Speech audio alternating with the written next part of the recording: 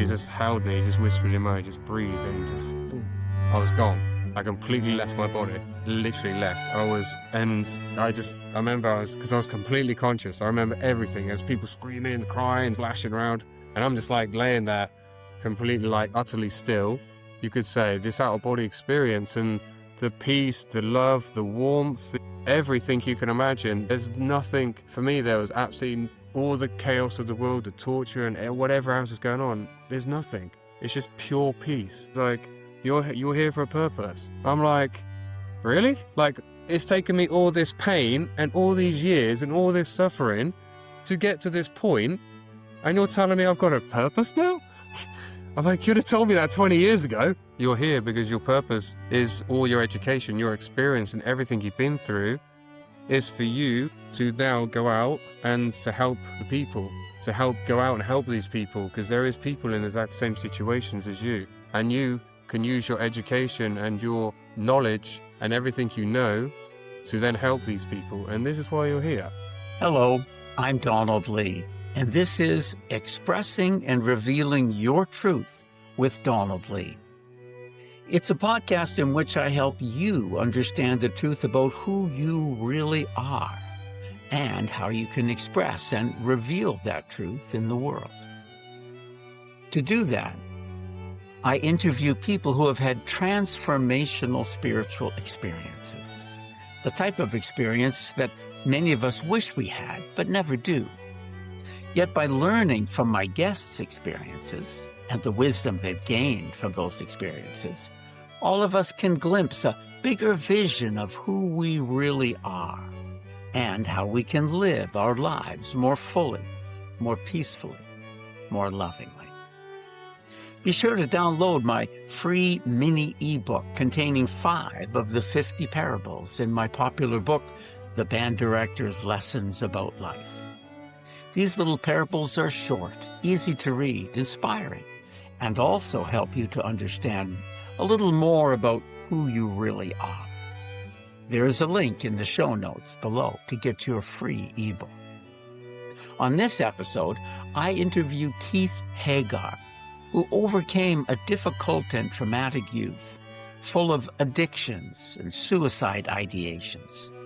His spiritual enlightenment really kicked into high gear with a series of out-of-body experiences, including one where he encountered his father, who had died accidentally when Keith was a boy. His father told Keith why he needed to die early and what the purpose of Keith's life is. Now Keith is following that purpose and helps men to overcome the same problems that Keith has overcome in his own life.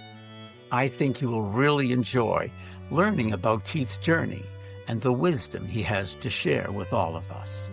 Here's the interview. And so here we are with Keith Hagar, originally from the United Kingdom, but we'll hear more about his story right away. So welcome, Keith. Thank you for having me. It's great to have you. And you are in Greece now, right? And so are you living in Greece? Is that home for you now? For the moment, yes. Athens, Greece is where I'm at with my wife, and we'll see what the future holds, but for the moment, we're here. Awesome. That's great. So let's jump in and hear your story. And as we were just talking before we hit record, a story that many people share, right? Going from tragedy to hope and overcoming difficulties. So this will be, I'm sure, inspiring to many of our listeners and watchers, because all of us go through difficulties in life. So awesome. Great to have you. Take it away, Keith. Tell us about your journey. So yeah, I mean, my journey is in chunks as I broke it down now. The first, say, from 0 to 10 years, there's a lot of chaos in my life. My parents split. I think it was a bit of a horrible split, and I was stuck in the middle. And then my mum got a new boyfriend a little later when I was around 6, 7, and he was a bit of a drunk. And for some reason, he took it upon himself. He didn't really like me. I don't know why. But he, from there, like one night, the major start where it started really with him is he was drunk. He come into my room and he threatened to cut off my hand with a knife when I was in bed. He held the knife to my hand. So this was majorly traumatic. And as I grew up over till about 10 years old, it was kind of like 1 minute he was you kind of see him as a pedestal because you're a kid. And the next minute he was like my abuser where I want to run away because he'd chase me, he'd call me names and criticize me. So finally, once he was gone, then I move into kind of my next phase, where I call it the kind of 12 to 18 phase. And then moving in school, a lot of change. By then, I was isolating a bit. Bullying started in school. I also became a bully because of all the pent up aggression and everything I had inside. And then my dad had he drowned, he had an accident. That was when I was 16. That really damaged me a lot because I think it tipped me over the edge at that age because I didn't go and see him. I hadn't seen him for a month. I was being a 16-year-old hanging out, playing video games. You always think they're there. And the next minute, boom, he's gone. So I had a lot of regret not going around. And I think that's when the suicidal thoughts, when I can really pinpoint it down, when it really started. Because I'd always say to my mum, I don't want to be here anymore. I want to be with dad. Like I said, I'd crash around in my room and smash things, and my mum would come up, and I've got like a knife to my like wrist and things. She didn't really know how to cope with it because what I know now is about my mum, there was a lot of emotional neglect through my childhood as well. She didn't know how to cope with it. And even the way I know my mum now and as an adult, she doesn't have that side of her through her own issues. So then I managed to get through that. And then we turn into the 18 to kind of 23-ish, 4-ish. And that's when kind of, I felt like I was 18, the chains were let off because in England you can drink. So I just went crazy with the drinking and that turned into the drugs. And then there was combination and it was like every weekend, Friday, Saturday, I'd be just completely gone. Like, I mean, I'd drink till I drop or I'd drink and take enough drugs so I couldn't even know my own name. And then it used to be XC, then it was this and just adding on and mixing and matching. And I just it got to the point where like in the come downs that like in the week, I couldn't start speaking. Like I couldn't speak. I couldn't get sentences out. I was like, I had to stop. And then like the come downs, yeah, it's crazy. But I also was getting major blackouts as well from everything. And then I just got to the point and I just had enough. Like I was like at a crossroads in my life. I was about 20, I was about 23, 24, and I was at a crossroads. I'm like, I'm in the health and fitness industry, which I love. I love going to gym. I like this. And I'm a complete mess at the weekend. So I had to make a choice, you know? And I was like, I want to lead by example and be this what if like I want people to lead by example for the people I train. So I was like, I've got to change. And I just quit everything. I quit the drink, quit the drugs. I lost all my friends. I started isolating a bit. So So that it's kind of was, a Dr. Jekyll and Mr. Hyde story, right? You're the yeah, you're the health and fitness nut during the week, and then you go and trash your body and your mind and soul on the yeah, weekend, and then, okay, which life am I really going to lead here? So that exactly. your motivation to change just kind of came from your mind and your body telling you, look, you're destroying yourself slowly here. Is that so? You're not connected at this point to any spiritual guidance? Okay, No, no, good. I was completely, I mean, if I was spiritually guided, I didn't recognize it. And we can say it that Right, way. Uh, right. because I think, and everything under kind of 24, I've been, because of all the trauma and all the like dissociation, with all the coping strategies, with all the complete mess I was in, I don't really know, I can't pinpoint things. I've always had this kind of, you said, the Jekyll and Hyde. And I always, and I can be very stubborn with when I choose a direction, that's it. There is no anywhere in between. Um, but that was a really turning point for me. And I think just from that, the point in saying I'm done, it was difficult, but I started seeing myself different. It's like I started feeling different, people reacting to me different, and different circle of people started coming in, more educated people started coming in. So you could say my vibration started lifting. Um, because I had older people come in who were like a little bit more knowledgeable and would guide me a little bit. Whereas before it was just like hang around with the local people who are the same age as me, and there's not that guidance so much. So that was the first kind of, you could say, intervention where maybe my soul or God had a kind of plan for me, but I was a little bit unconscious to it. 26 comes, so I've been clean for 2 years. 26 come, and I'd got to the point where I was like, I had this little thing in my head. I'm like, there's got to be more to life. There's got to be more. There's got to be more than like just going to work. There's got to be more than just like training. There's got to be more than just eating. There's got to be more. And I didn't know what this little thing was calling me, but I listened to it. And I was like, okay, I'm going to go for it. So I took the leap of faith. By that time, I had my own house. I had a bit of a business. I had a bit of money. I had a bit of money coming in. I was doing all right for myself. And I was like, I've had enough. I'm going to see what's out there. So I sold everything. The house went. I didn't listen to anyone. People like keep it. I was like, the house went. I was like, this. I was like, no, because in myself, I could feel that. I was like, if I take this journey, I'm not coming back to England. As in, I'm not going back to live. I could feel it in myself. And I remember one sentence I said to my mum the day I left. I was like, Mum, I don't know, but I don't expect me back. Like, I Right. remember that. And she was a bit upset, but I was like, I felt in myself. I was like, I don't expect me back for a while, or I'm not sure if I'm going to come back. So yeah, that journey, I haven't lived in England now for 13 years. I've lived all over the world.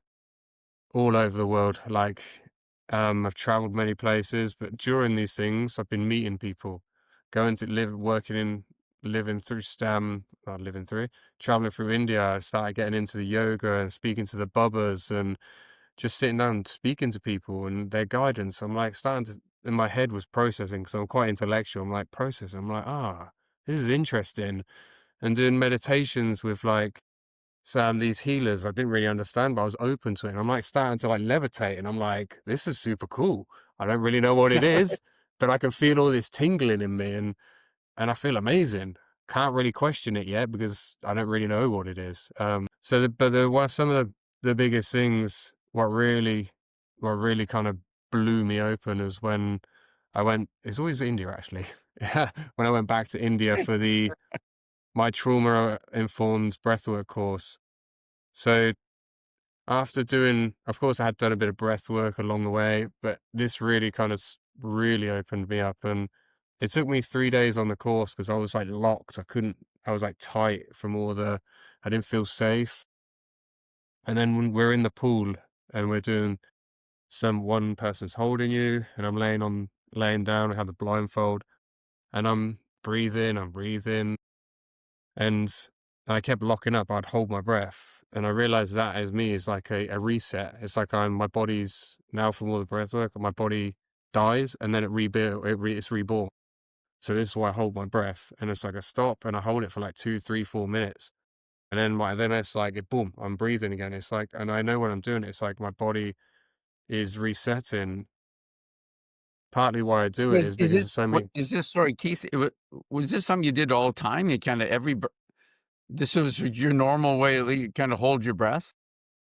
Yeah, once I started going into it and I'd hold my breath, and I know now why I did it is because I had to connect my brain and my body together. Because my body always wanted to die, but my brain wanted to stay alive. So from all the destruction I used to do to my body because I battered it, my brain was always like, no, you're staying alive, but my body always wanted to disconnect and leave. So this is why I always to hold my breath. But when I finally clicked them together, I was like, oh damn, you know? And just that was eye opening. But as I said, the main one, which really was a huge thing on my life, which changed a lot, was doing the breath work in the pool. And I stopped getting breathing, but then the facilitator, Luca, he come up to me. He's a past father to me now. I know he's like from all the visions I've done. He's like a father to me, in I don't know when, but back in the day. So he just held me, he just whispered in my ear, just breathe, and just boom, I was gone. I completely left my body, literally left. And I remember because I was completely conscious. I remember everything. There's people screaming, crying, splashing around. And I'm just like laying there completely like utterly still. And I'm like, And sorry, and I'm what like, so why were they reacting like this? Did they think that you died? no, because there was other people in the pool going through their journey. So there's Okay, and multiple people. everybody's kinda having their own experience, their own Yeah, reaction to yeah, what's happening. Okay. yeah, to their own thing. So I'm like completely conscious and everything aware around me, but I'm in this place and I'm like looking around and all I see is just pure golden light. That's all I see. Pure golden light. There's absolutely peace. There's peace. I feel warmth. I feel loved. I feel everything. I feel happiness. Like I've never, it's really hard to explain the feeling because it's that joy, the happiness, excitement. I'm like, I'm like, man, where am I? I'm like looking at this, like this golden light. And I'm like looking around and I'm bearing in mind, I'm still here in the background. I'm hearing like I can hear a background. Imagine you've got the TV on in the background and you're cooking. So the everyone's in the background and I'm like with this light and I'm like looking and then I'm like, why am I here? I'm gonna just go straight into it. And it's like, whoa, it's talking back to me. Okay, okay. Like, This innate to start with the big existential questions of yeah. life. Like, what's the meaning of my life? What the heck am I doing here? Basically, It's yeah. good. I'm like, I'm just waiting for the kill. I'm like, why am I here? Like, why didn't you let me go all these years ago with all the drugs and the drink and everything? And it started talking back to me. It's like, you're here for a purpose. I'm like, really? Like, it's taken me all this pain and all these years and all this suffering to get to this point, and you're telling me I've got a purpose now? I'm like, you could have told me that 20 years ago. Like, um, so So yeah, I'm like standing there, I'm talking to God, my soul, the light, however you want to call it. And I'm just like, okay, why didn't you let me go? Like, why am I here? What's my purpose? I mean, there's been so many times where with all the drink and drugs where I've completely gone out to the point where probably I was close to ODing and you keep me here. And and then he's like, well, you're here because your purpose is all your education, your experience and everything you've been through is for you to now go out and to help the people, to help go out and help these people, because there is people in the exact same situations as you, and you can use your education and your knowledge and everything you know to then help these people, and this is why you're here. I'm like, I was like, okay, all right, and I'm like, so I'm sitting there, and it, That's it. but it, That's beautiful, really, isn't it, Keith? Because that's yeah. I mean, it's really why all of us are here. We're here to help each other, right? Yeah, definitely. And no one's perfect in anything, and everyone's got different things that can help everybody. It's about sharing that knowledge and helping each other. And I remember because I was in the pool, and I'm like, and I hear there like, oh, you need to in the background. I hear you need to take him out. He's getting cold. Because my body was like, I couldn't feel anything. I was literally completely gone. I couldn't feel anything. Um, my wife was the one actually holding me, and she's like, "He's freezing. He needs to get out." My lips were going blue. I was in La La Land. I was feeling amazing, like, and I remember they were like, "Take him So out," and I was like, so "No, no, no." yeah, just kind of to clarify for our readers. So essentially, your soul had left your body. You had an out of body experience, as we call it, right? Yeah, yeah, completely. And they're like, because when they took me out of the pool, I could hear them. They're taking me out, and I'm like, "No, no, no, no, leave me here." I actually said that. I was like, "No, no, leave me here." I was like, "No, I don't," because I don't want. Like for me, it's like this is the holy grail you've got to, you could say, this out of body experience and the peace, the love, the warmth, everything you can imagine. There's nothing, for me, there was absolutely all the chaos of the world, the torture and whatever else is going on. There's nothing. It's just pure peace. And for someone who's been battling all my life with these things, it was a mind blowing experience. So I'm on the side of the pool. And I'm like, still like completely like hanging there because I'm completely out of my body still. But I'm slowly coming back. I'm like, no, I want to stay here. And they're all talking, and my wife's looking over me. I'm like, no, I want to stay here. And the soul was like, no, get back there. And I'm like, no, I want to stay here. So, like, Little argument between the mind and the soul, huh? yeah, exactly.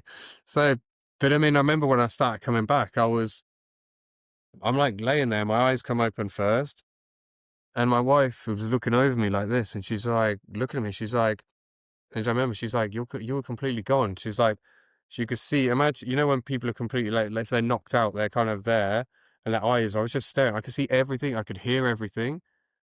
Um, but I was just like coming back. It took me to fully. I had to be carried back to my the room I was staying in because my body was like, woo. It took me 4 or 5 hours to properly come back to my body, whereas 100% coherent. That I cried a lot. I don't know. I cried a lot after that, to be honest. Even now, I feel quite emotional about it. It's not that tears of sadness. It's like that happiness, that that relief. Like I'm actually here for something. Like I'm not just a waste. Like I'm not just like all this rubbish I've gone through in the past. I'm not. I'm not just a waste. It was such a breakthrough. Um, it was a lot to comprehend, and I cried a lot. And having luckily, I had my wife was there for support. But that was a huge breakthrough for me, and it helped a lot of my mental stability. Actually, knowing that one, I'm not alone. Two, I have my purpose, and three, I'm actually more connected than I ever realized. Um, so this is And and where, and really also, Keith, right? An answer to your question, is this all there is? And the answer is no, this isn't all there is. There's something yeah, bigger and greater beyond it. Yeah. yeah, definitely. I mean, you hear it, people talk about it, but to really experience it, it was another world, and Just a little break from the program to mention a couple of things. Firstly, if you're enjoying this podcast, please like and subscribe. It really helps the algorithm to find more people who would enjoy these interviews. Also, if you're interested in spiritual growth, you might be interested in my series of spiritual books. As a spiritual author and a former band director, I use my little the band director trademark in these books because I use music as a metaphor for life and our journey of becoming a musician as a metaphor for our spiritual journey. There are 3 books in these series.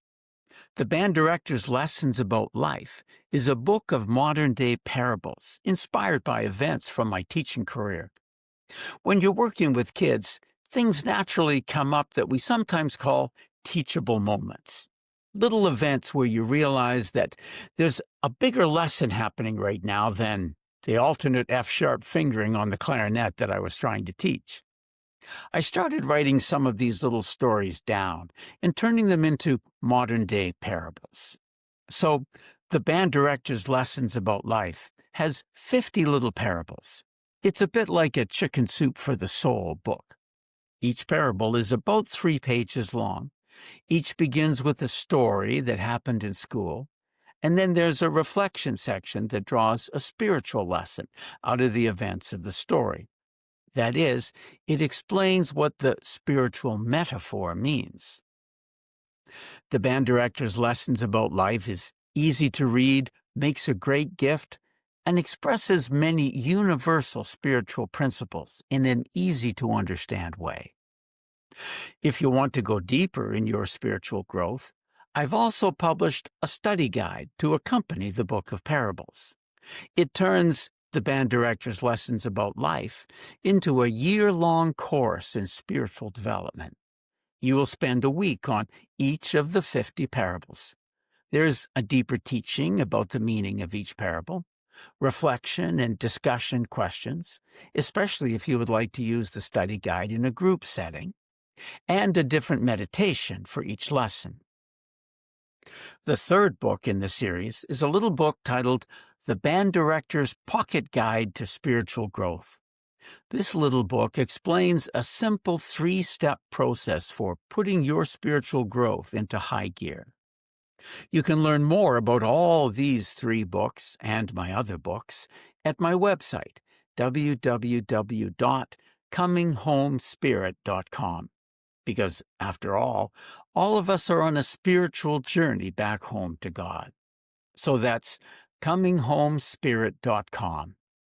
You can also go directly to my Shopify page at cominghomespirit.myshopify.com, where you can purchase my books directly from me. At the moment, I can only ship paperback books within the continental United States. So if you live in other countries, you will need to purchase my books through Amazon in your own country. If you're enjoying this podcast, I really think you'll enjoy my Band Director series of books as well. Now, back to the program. So the next day we went in. By then I was just like feeling amazing because all this weight had been lifting off my chest. We go in, we started breathing again. We're not in the pool. We're in a shala this time. And this one Sorry? in a shala, in like a yoga shala area. And it's like it's basically, it's an enclosed place, but it's like a yoga place. So it's basically built for yoga, but we're inside the shala. So there was people laying on mats and stuff. So this time I started breathing again. And this time it was a very different experience because everything went black. I'm like, whoosh. And this time it started going black, and I was like, okay. And I started doing the tensing again. I'm like, okay, my body's resetting again because, as I told you, when my body stops breathing, my body's essentially dying, and then I'm kickstarting again. So it's like a reset. So then I was like, okay, it's going black, and then it's like I dropped into hell, and it was kind of scary. And it was just black, and I dropped down there, and I was like, here we go. Let's see where we go. I mean, darkness for me has kind of been not the most fun, but it's kind of been there most of my life. So I was like, all right, let's see where we go. So I actually welcomed it, and I was like, let's go for it. So I dropped in, and as I mentioned earlier, my dad, he passed away, had an accident. He drowned. And so I drop in, and then I see my dad, and my dad's kind of like half in light and half in darkness. And the dark on his back, the darkness is like grabbing him, and in the light, like he's like in light, so it's like half half. And I'm like looking at him, he's like, and he turned around to me, he's like, "Why are you here? You shouldn't have come and got me." I was like, uh, he's like, "I told you not to," because I'd seen like some visions. He's like, "I told you not to." And I was like, "But I'm a stubborn person, and I'm not going to listen."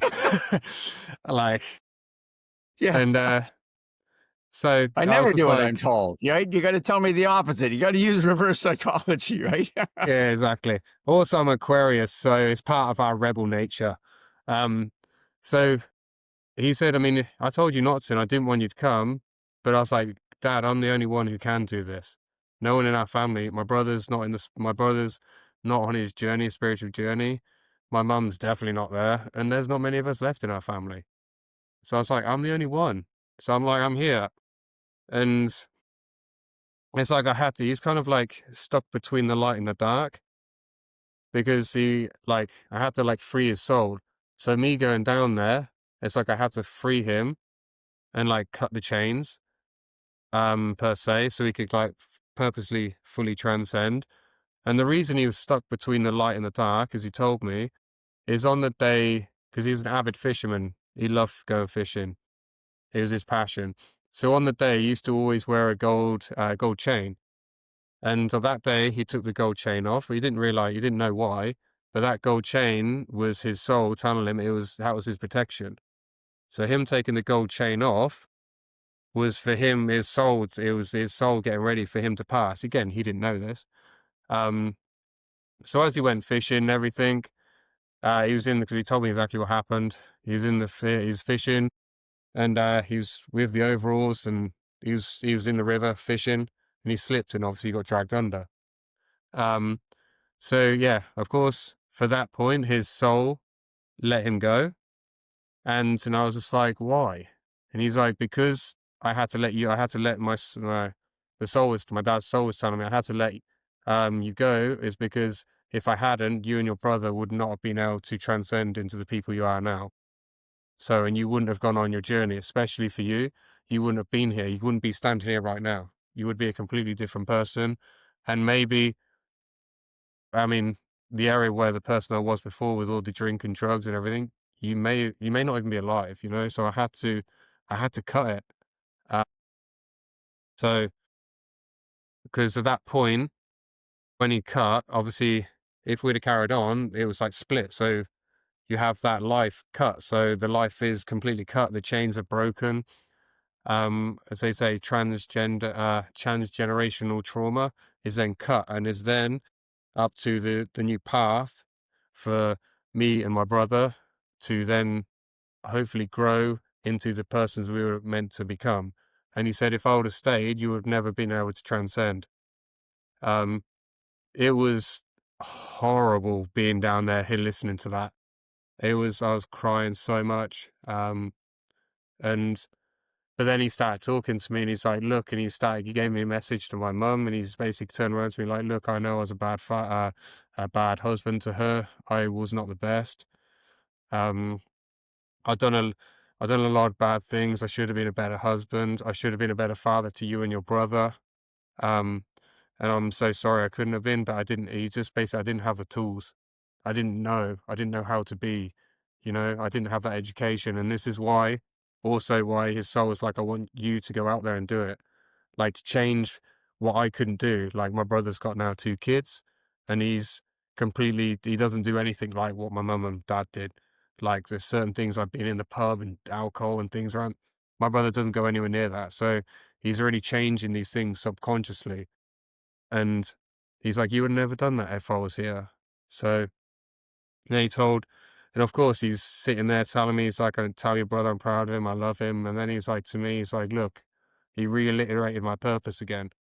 He's like, look, you're here to make, in specifically men, to be better than what I was. So all the stuff I struggled with, I want you to go out there with all the stuff you've been through and teach them to be better men, to be to not treat people like the way you treated your mum, to be able to look after themselves properly, to work out for their mental stability. And I was just like, oh man, it's my purpose plus one added. So Yeah, like, it thanks, was, Dad. You couldn't have given me an easy job, right?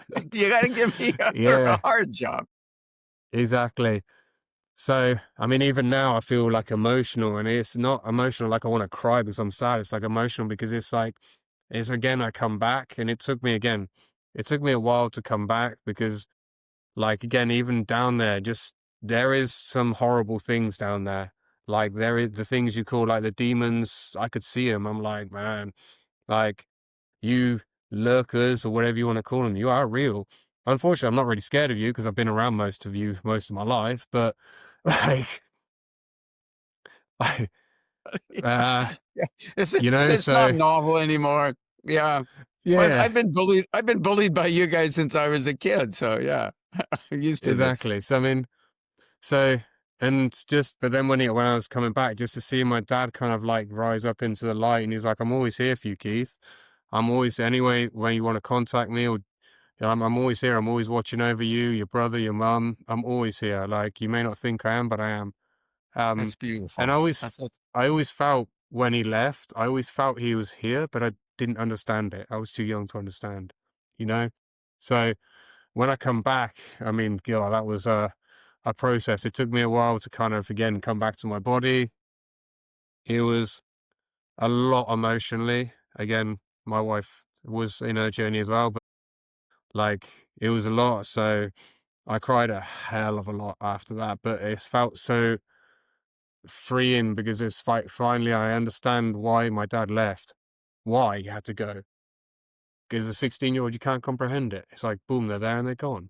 So this was a huge pivotal point again for me.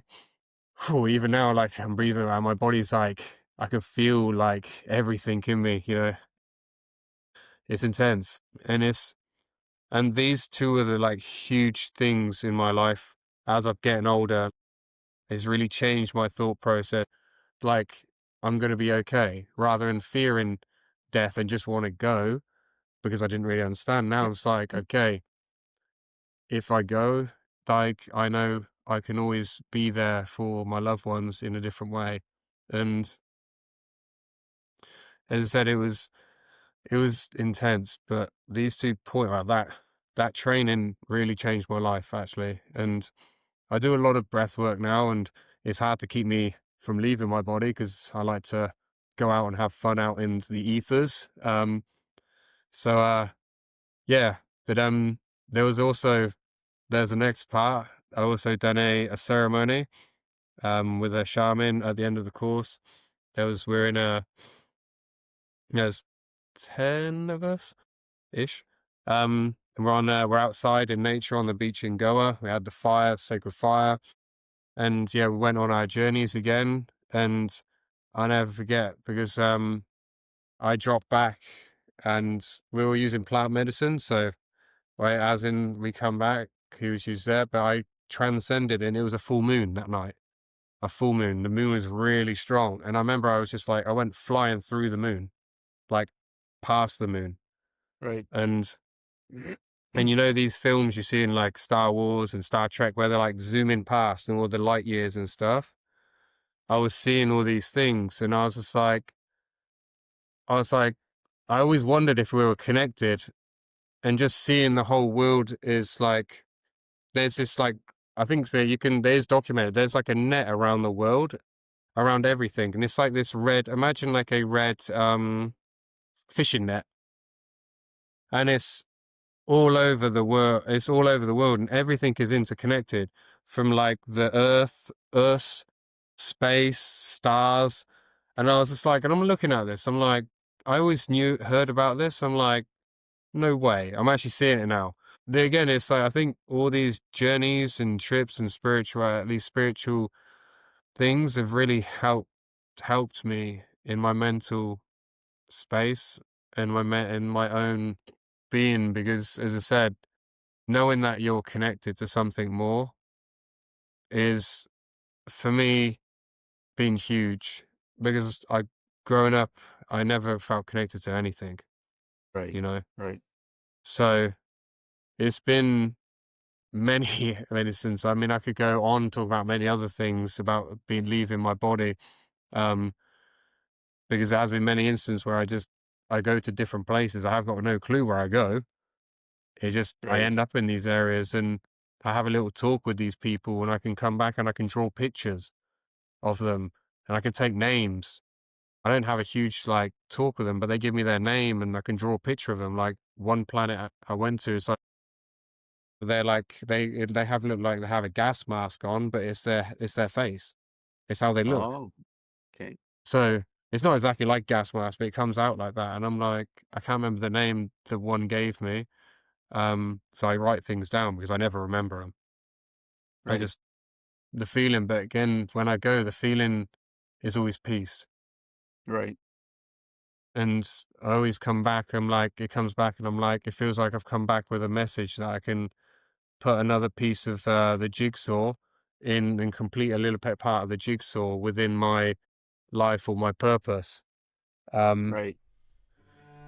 so yeah, it's been quite the experience, many of these things. That's amazing. Yeah. Like I was saying just before we hit record, um, I've never had those experiences, and most people have not, and that's one of the reasons that I'm doing this podcast to share the incredible and transformational spiritual experiences that some people, many people have, but most of us don't, and to a certain extent, I'm envious of that, and I've tried to leave my body and tried to do that kind of stuff. It hasn't happened yet, but maybe one day I'll have those experiences too. Reconnect through the breath work or bringing men together in men's circles and bringing together retreats so they don't feel lost alone like I've had to go through in the past. Right. And reconnecting themselves, because through this journey I'm speaking to a lot of different men. There's a lot of the similar issues come up, and a lot of similar patterns. So now from my purpose of like what my dad told me and my soul told me, I try to reach out and try and help and educate, even if I can help one person, even if this story reaches one person and they feel inspired to try and change, then my purpose is, even if it's one person, I've done that little purpose for today. So Right. it's reaching and helping in any way, shape or form I can. And this is where it's kind of led me and where I'm moving forward into my next chapter of my life. That's great. The old saying, most men live lives of quiet desperation. And I think that's quite true. As men, particularly, we tend to keep all of our problems and issues to ourselves. We think, well, I can handle it. I don't need anybody's help. And, we feel embarrassed to admit that we have problems and that, and that we've screwed up things in our life. And we just kind of carry on in our own little private desperation. So that's really beautiful that you're doing something for men. I find so many things for women and women's groups, but not very much anymore for men. So that's beautiful that you're doing something specifically for men. Yeah, thank you. I mean, as I said, that when you get into as they call it, men's work, there is pockets all around the world, but it's kind of underground. It's like it's like music being underground before it breaks through.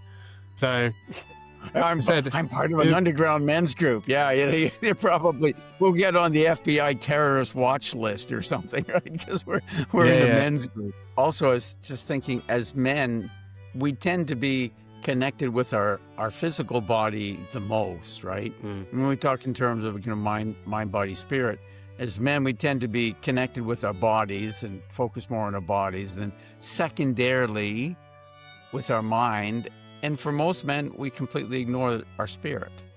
And we're kind of disjointed that way. So it's beautiful that you talk about that in terms of connecting the three parts of ourselves, mind, body, and spirit, because, even men have a spirit. Surprise, surprise, huh? Great. And your website for people who might want to check out your work is holisticbrotherhood.com, right? And it's holistic with a W in front of it. It's been a joy to have this chance to talk with you, Keith. And I'm currently in the United States, and you're in Athens. So we're on. It's early morning for me, and it's afternoon for you. So it's been great to connect. Thank you for joining us, sharing your wisdom and your experience and your own soul. And God bless you on your journey.